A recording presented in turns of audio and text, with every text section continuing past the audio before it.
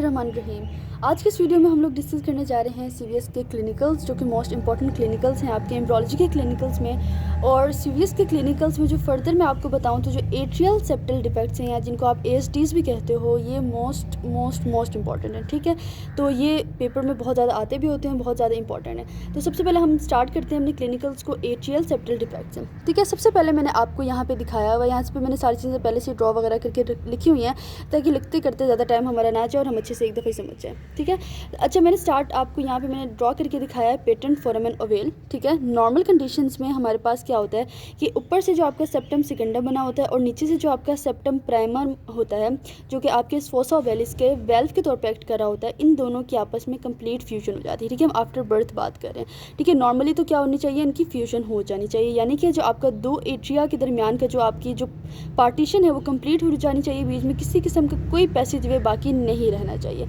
ठीक है, ये होती है नॉर्मल कंडीशन। अब पेटेंट फोरामेन ओवेल में क्या है कि कोई भी ऐसी ख़राबी आ जाए जो आपके दोनों ये जो आपके सेप्टम सेकेंडम है और सेप्टम प्राइमम है, इनको आपस में फ्यूज़ ना होने दे और बीच में एक परसिस्टेंट सा पैसेज जो आपका रह जाए, एक होल आपका बाकी रह जाए, तो उसको आप कहते हो पेटेंट फोरामेन ओवेल। ठीक है, और जो कि आगे एज के साथ फिर मज़ीद कॉम्प्लिकेशंस बंदे को सफ़र करनी पड़ती हैं। तो ये हमारे पास एक जनरल सी बात थी जो हमने पेटेंट फोरामेन ओवेल से इसके बारे में डिस्कस की। अब जो हमारे पास एट्रियल सेप्टल डिफेक्ट्स हैं, हमें नाम से पता चल रहा है कि जो हमारा इंटर एट्रियल सेप्टम है उसमें किसी न किसी चीज़ में डिफेक्ट आएगा और जो पार्टीशन होती है दो एट्रिया के दरमियान में वो इनकम्प्लीट होगी। ठीक है, बीच में हमारे पास एट द एंड कोई ना कोई एबनॉर्मल चीज़ रह जाएगी, कोई होलो पैसेज वे रह जाएगा। ठीक है, अब देखिए मैंने आपको ऊपर बताया पेटेंट फोरामेन ओवेल। अब मैं आपको नीचे दिखाती हूँ, आपके पास आता है जी ओस्टियम सेकेंडम डिफेक्ट, इसको आप नाम देते हो। ठीक है, जिसको फर्दर हम लोग आगे मज़ीद डिवाइड कर देते हैं, जो मैंने नीचे आपको ये फ्लो चार्ट नज़र आ रहा है। ठीक है जी, अब जो ये आपका ओस्टियम सेकेंडम डिफेक्ट होता है, इसमें बेसिकली ये होता किस रीजन में है, अगेन वही आपका जो फोसा ओवेलिस होता है उस रीजन में होता है। ठीक है, और इसमें septum primum and septum secundum दोनों के डिफेक्ट्स शामिल होते हैं। ठीक है, कुछ डिफेक्ट्स ऐसे होते हैं, एएसडीज आपके पास ऐसे होते हैं जिसमें आपके पास सेप्टम प्राइमम में कोई डिफेक्ट होता है, जिस वजह से आपके बीच में आपके इंटर एट्रियल सेप्टम में कोई फोरामेन ओवेल या आपका कोई होल बाकी रह जाता है। कुछ डिफेक्ट्स ऐसे होते हैं जिसमें सेप्टम सेकेंडम के अंदर ख़राबी आ रही होती है। कुछ डिफेक्ट्स डिफरेंट टाइप के होते हैं। तो मतलब किसी न किसी तरह करके बात इन्हीं दो पे आती है, या सेप्टम प्राइमम में कोई मसला आ रहा है या सेप्टम सेकेंडम में कोई मसला आ रहा है। मसला फोसा ओवेलिस वाले रीजन में ही आ रहा है, आपके इंटर एट्रियल सेप्टम में ही आ रहा है। ठीक है, बात ये है। अब देखें मैंने फर्दर डिवाइड किया हुआ इनको, मज़ीद 3 आपको नज़र आ रहे हैं यहाँ पे क्लासेस में। फर्स्ट तो आपके पास मैंने आपको यहाँ पे दिखाया हुआ है अगेन पेटेंट फोरामेन ओवेल। ठीक है, जो कि abnormal resorption of septum primum की वजह से बना। ठीक है, अगर मैं ऊपर वाली डायग्राम में आपको दोबारा दिखाऊं तो आप लोग कंसिडर करें कि यहाँ पे जो आपके नीचे से सेप्टम प्राइमम आ रही है, इसकी एबनॉर्मल रिजॉर्प्शन हो गई। लेट्स सपोज कि ये यहाँ तक हो गया। ठीक है, मतलब कि इसकी बहुत ज़्यादा रिजॉर्प्शन होगी तो बीच में इतना बड़ा पैसेज जो आपके पास परसिस्टेंट रह जाएगा। ठीक है, तो ये आपका होगा जी पेटेंट फोरामेन ओवेल। दोबारा से हमने इसको देख लिया जी, अगर हमारे पास सेप्टम प्राइमम की एबनॉर्मल रिजॉर्प्शन हो जाती है तो इस वजह से आपके पास जो पेटेंट फोरामेन ओवेल है वो आ जाता है। नेक्स्ट जो आपके पास आ जाता है वो ये है कि अगर आपका सेप्टम प्राइमम जो है ना एक नेट लाइक आपको मिलता है। क्यों मिलता है बेसिकली देखें, अगर आपके सेप्टम प्राइमम में उसके एबनॉर्मल लोकेशंस में रिजॉर्प्शन हो जाए, फॉर एग्जांपल देखिए यहाँ पे आपका सेप्टम प्राइमम था। ठीक है, अब देखिए लेट्स सपोज यहाँ पे भी एबनॉर्मली रिजॉर्प्शन होगी, यहाँ पे भी होगी, यहाँ पे भी होगी। तो इसके बिना पे क्या होता है, आपके पास आपको नज़र आ रहा है एक नेट लाइक एक फेनेस्ट्रेटेड अपीयरेंस होगी। अब देखिए मल्टीपल पैसेज वेज बन गए हैं जो कि ब्लड को दोबारा से एक एटीएम से दूसरे एटीएम की तरफ ले जाएगा। ठीक है, तो अगेन हमारे पास एक डिफेक्ट आ गया। और ये इसमें हमारे पास क्या था कि जो सेप्टम प्राइमम था नीचे वाला, जिसकी लेंथ थोड़ी ज़्यादा थी, उसके अंदर मल्टीपल लोकेशंस में एबनॉर्मल लोकेशंस में आप कह लो कि रिजॉर्प्शन हो गई। तो आपके पास जो सेप्टम प्राइमम है वो नेट लाइक आ गया, एंड अगेन आपके पास इंटर एट्रियल सेप्टम में डिफेक्ट आ गया। ठीक है जी, ये आपके पास आ जाएगी थर्ड थिंग। उसके बाद आपके पास आ जाता है थर्ड में आप लोग डिस्कस करते हो, आपके पास आ जाता है कि डिफेक्टिव डेवलपमेंट हो जाती है आपके सेप्टम सेकेंडम के। ठीक है, अब नीचे की तरफ से आपको नज़र आ रहा है ये वाला जो सेप्टम प्राइमम है आपका, ये अपनी नॉर्मल लेंथ तक गया है। ठीक है, लेकिन जो आपका सेप्टम सेकेंडम है वो बिल्कुल ही आप कह लो कि बनने के बिल्कुल थोड़ी देर बाद वो रुक गया।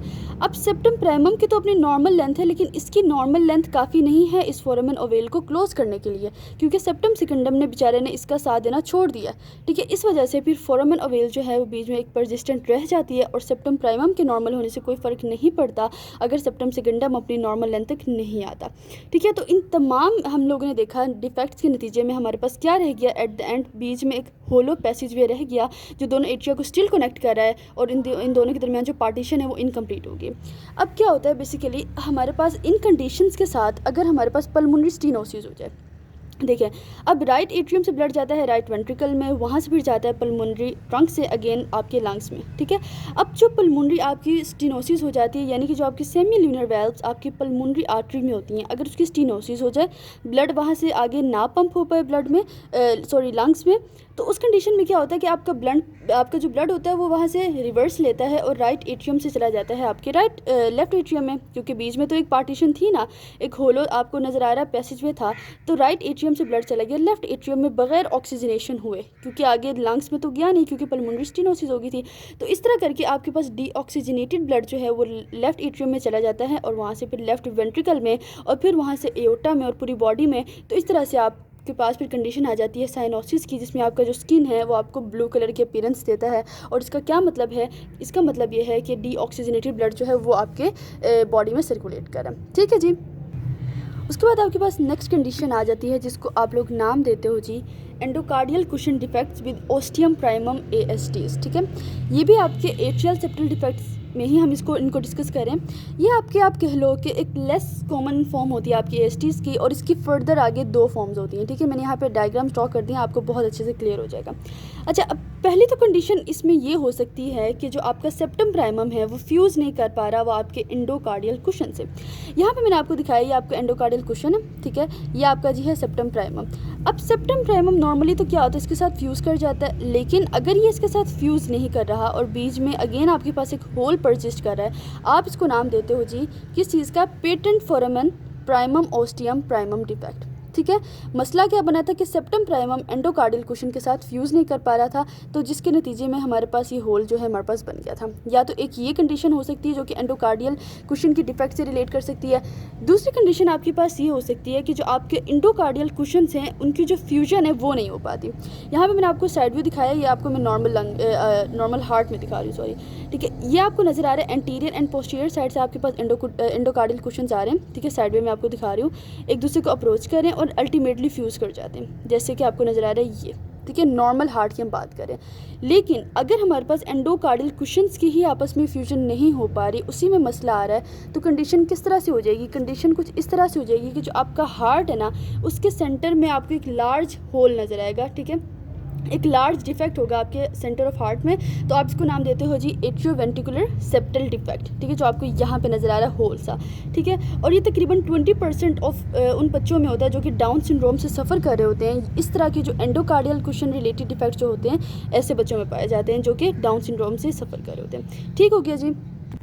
उसके बाद आपके पास आ जाता है defect that is related to sinus venosus, ठीक है। अब जो ये वाला आपका डिफेक्ट होता है ये आपकी इसकी लोकेशन कहाँ पे होती है, बेसिकली जो आपका इंटर एट्रियल सेप्टम होता है उसके सुपीरियर पार्ट पे, जहाँ पे आपके सुपीरियर वेना केवा ने इंटर होना होता है, ठीक है, वहाँ पे ये डिफेक्ट होता है बेसिकली क्या है कि जब आपका जो ये साइनस विनोसिस है इसने क्या होता है कि जब राइट एट्रियम में इसने एंटर होना होता है, इसकी जब एब्जॉर्प्शन जो है वो इनकम्प्लीट हो जाए, हमें पता है इसने एब्जॉर्ब होकर राइट एट्रियम का स्मूथ पार्ट बनाना होता है, जब इसकी एब्जॉर्प्शन ही इनकम्प्लीट हो जाए तो आप कहते हो कि ये आपके पास sinus venosus related atrial septal defect है, ठीक है। और आप कह लो कि ये rare type of atrial septal defect आप इसको कंसिडर करते हो, ठीक है।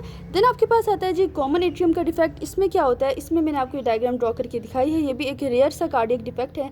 इसमें क्या होता है कि इंटर एट्रियल सेप्टम जो है वो सिरे से ही एब्सेंट होता ही नहीं है। एब्सेंट होने की क्यों नहीं होता, क्योंकि आपका जो सेप्टम प्राइमम है और जो सेप्टम सेकेंडम है वो डेवलप ही नहीं हो पाता, तो आपके पास एक कॉमन सा एट्रियम होता है और इसमें अगेन ब्लड की इंटरमिक्सिंग हो जाती है और बाकी जो है कॉम्प्लिकेशंस जो हैं वो सर्कुलेटरी डिफेक्ट्स वो हो जाती हैं, ठीक है। अब बाकी के हम लोग क्लिनिकल इंशाल्लाह डिस्कस करते हैं पार्ट 2 की वीडियो में।